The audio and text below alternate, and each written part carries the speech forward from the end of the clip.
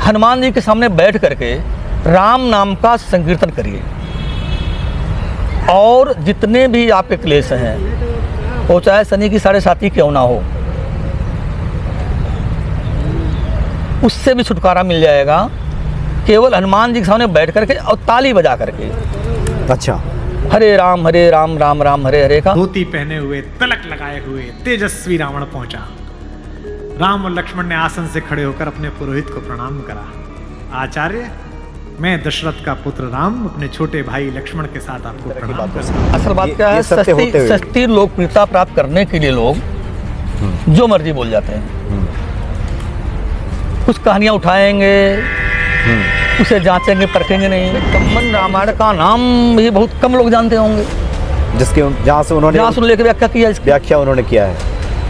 तो इन सब बातों से बचना चाहिए कथावाचकों को भी। देखो, हमें जनता को, समाज को भगवान से जोड़ना है, भक्ति रस को प्रवाहित करना है, जिससे लोग भगवान से जुड़ें, आराधना करें, साधना करें और निष्ठापूर्वक उस तप यज्ञ अनुष्ठान को करके अपने। अच्छा, आपने भी कहा कि सत्य बोलना चाहिए, लेकिन प्रिय सत्य हो तभी बोलना चाहिए। तभी बोलना चाहिए। अप्रिय सत्य हो तो आज्ञा, मैं नहीं कर रहा हूँ, शास्त्र की आज्ञा है अप्रिय सत्य ना बोले। तो ये जो सत्य अभी उन्होंने कुमार विश्वास ने रखा है, देखिए गोस्वामी जी ने तो पहले ही कह दिया है कि हम राम जी के निर्मल जो चरित्र है उसी का वर्णन करेंगे। वर्णौ रघुबर बिमल जस, ये बिमल जस की बात करेंगे। अगर श्री हनुमान जी के प्रति हमारा प्रेम ना हो, प्रभु राम के प्रति प्रेम ना हो, उसके बाद हम कितने भी ग्रंथ पढ़ लें, कोई भी पाठ कर लें, कोई भी उपाय कर लें, तो उससे बात नहीं बनती। गोस्वामी तुलसीदास जी ने भी यही लिखा है, श्रुति पुराण बहु कहेउ उपाय, छूटे ना अधिक अधिक अरुझाई। श्रुति पुराणों ने बहुत सी बातें कही हैं, हमारे ग्रंथों ने, लेकिन प्रेम अगर ईश्वर से नहीं है तो व्यक्ति सुलझने के बजाय और उलझ जाता है। हम ये बात इसलिए कह रहे हैं क्योंकि अभी कुछ दिन पहले जो हनुमान भक्ति देखने वाले जो कुछ नियमित भक्त हैं, दर्शक हैं, उनकी तरफ से कवि कुमार विश्वास का एक वीडियो शेयर किया गया। एक वीडियो का अंश है, चूँकि आजकल वो राम कथा कहते हैं, प्रभु राम का गुणगान करते हैं, ये बहुत अच्छी बात है, लेकिन उन्होंने इस कथा प्रवाह में एक ऐसे प्रकरण का जिक्र किया है, उन्होंने चर्चा की है, जिसके बारे में भक्तों का ये कहना है कि इससे भक्ति खंडित हो सकती है, मन में संदेह उत्पन्न हो सकता है, भ्रम उत्पन्न हो सकता है। अब क्या कहा है कवि कुमार विश्वास ने, पहले ये हम सुन लें। उसने अपने पुत्र मेघनाथ को जगाया, इंद्रजीत को, और कहा, बेटा अशोक वाटिका जाओ, अशोक वाटिका जाओ और सीता से कहो मैं उसे मिलना चाहता हूं, एक विशेष प्रयोजन है। थोड़ी देर बाद खुद पहुंचा और कहा, सीते, तुम्हारा पति राम लंका विजय का यज्ञ कर रहा है, उसके पास पुरोहित नहीं है, कल सुबह मैं उसका पुरोहित बनूंगा, लेकिन एक विवाहित व्यक्ति की पूजा अधूरी है अगर उसकी पत्नी उसके पार्श्व में ना बैठे। क्योंकि तुम उसकी पत्नी हो, तो सुबह ये इंद्रजीत रथ लेकर आएगा, तुम स्नान करके नया वस्त्र पहनकर इस रथ में बैठ जाना, क्योंकि मेरे यजमान की पूजा पूर्ण होनी चाहिए, मैं अपूर्ण पूजा का पुरोहित नहीं हूं। और कहा कि तुम्हारी लंका से मुक्ति केवल पूजा तक की है, पूजा होते ही उठना और इसी रथ में वापस बैठकर अशोक वाटिका में आ जाना। क्या तो सीता, क्या राम और क्या रावण, क्या कहानी है ये। सुबह यही हुआ, शिवलिंग की स्थापना हुई, बालुका की मृत्यु से एक विग्रह बनाया राम ने अपने ओजस्वी हाथों से। राम आजानुबाहु हैं, घुटने तक हाथ आते हैं उनके, ये पुरुषोत्तम का लक्षण है। महाराणा कुंभा वे भी आजानुबाहु थे। कभी कुंभलगढ़ के किले में जाइए, 3 फीट का शिवलिंग है, नीचे बैठ के अपने ही हाथ से लोटे से रुद्राभिषेक करते थे बिना उठे। वे भी सूर्यवंशी थे, राम आजानुबाहु थे। उन्होंने अपने बड़े बड़े हाथों से शिवलिंग तैयार करा।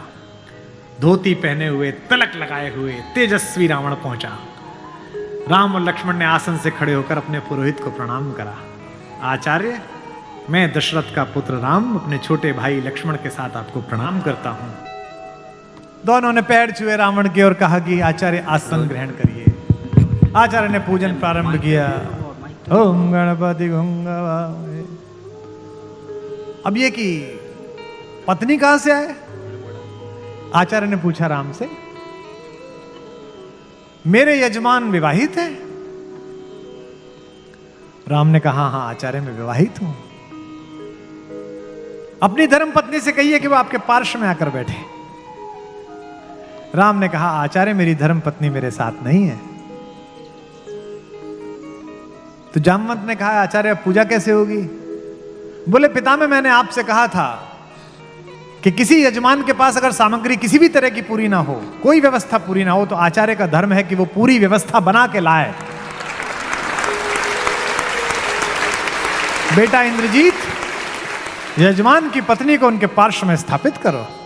कोई बोलने को कुछ बोल जाता है। हालांकि गोस्वामी जी ने पहले ही अपने मानस में लिख दिया है कि रामायण शतकोटि अपारा।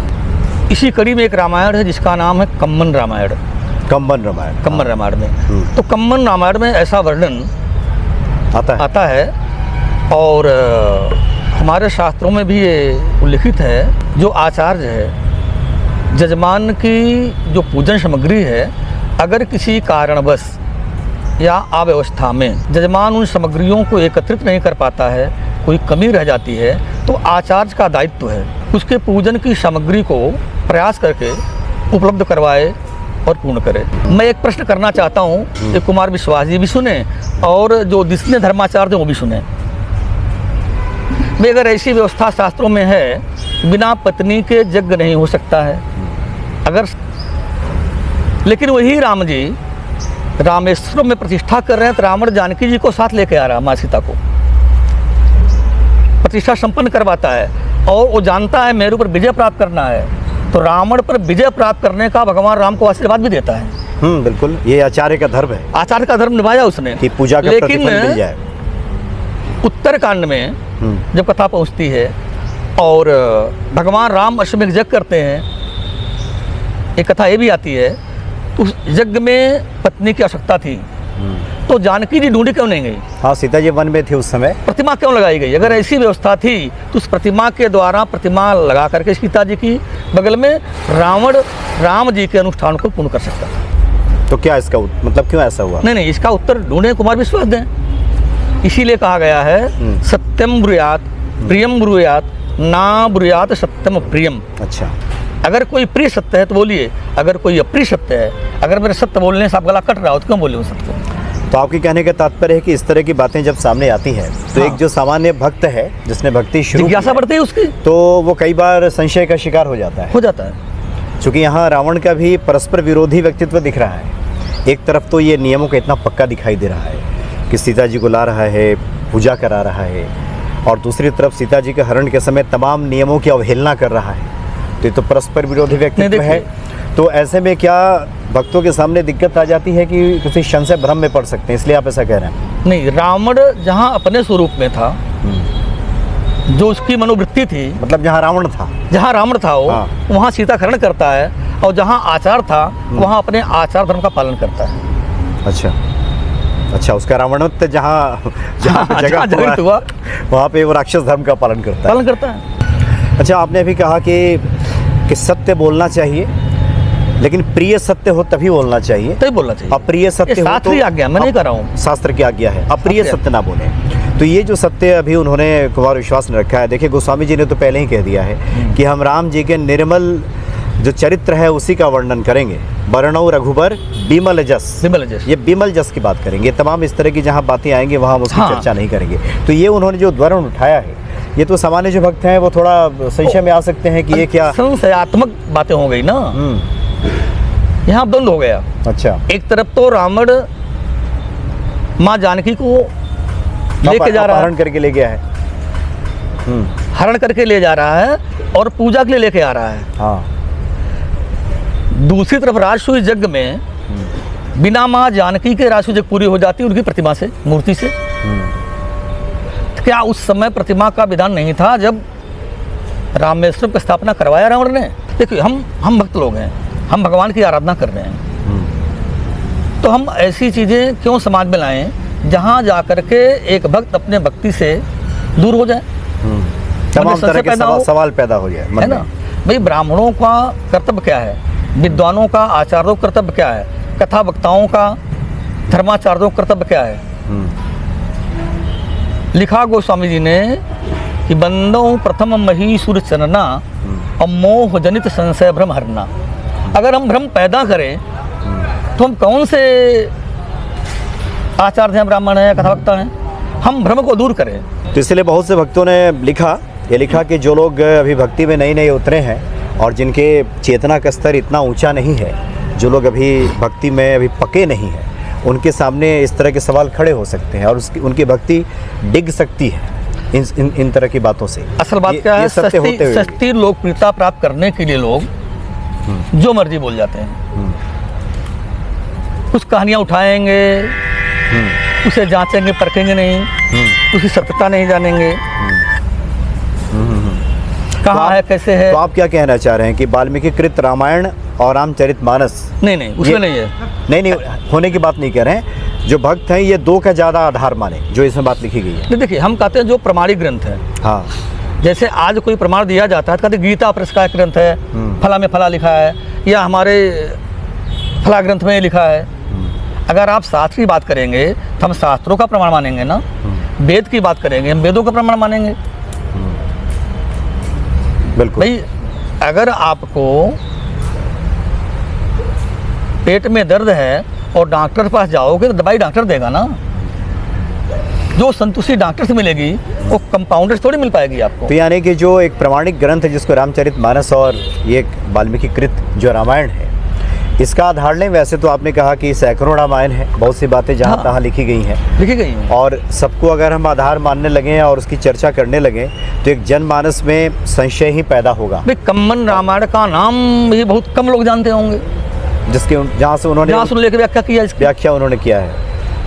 तो इन सब बातों से बचना चाहिए कथावाचकों को भी। देखो, हमें जनता को, समाज को भगवान से जोड़ना है, भक्ति रस को प्रवाहित करना है, जिससे लोग भगवान से जुड़ें, आराधना करें, साधना करें और निष्ठापूर्वक उस तप यज्ञ अनुष्ठान को करके अपने कार्यों को पूर्ण करें, भक्ति में हो, यानी उनमें संशय थोड़ी पैदा करना है। ये ध्यान रखें कि हमारे इस कथन का क्या प्रभाव पड़ने वाला है। बिल्कुल, किसी की भक्ति खंडित ना हो जाए। कुमार विश्वास जैसा व्यक्ति कुछ बोलता है तो उसका तो समाज में दूर तक को बात जाती है। आज कोई छोटा मोटा वक्ता या साहित्यकार बोल दिया होता तो कोई आपत्ति नहीं थी, बहुत लोग भौंकते चिल्लाते हैं। कुमार विश्वास जैसा व्यक्ति जिसका मैं बहुत आदर करता हूँ, इसलिए ध्यान रखना चाहिए था। क्या कह रहे हैं, क्या कर रहे हैं, सत्य अगर अप्रिय हो, तालियां बजाने, अपने लिए तालियां बजवा लो आप। ऐसी तमाम कहानियां मैं सुना दूं जो कुमार विश्वास पता नहीं होगी आज तक, लेकिन उसका कोई मतलब हम पैदाइशी कथा कर रहे हैं।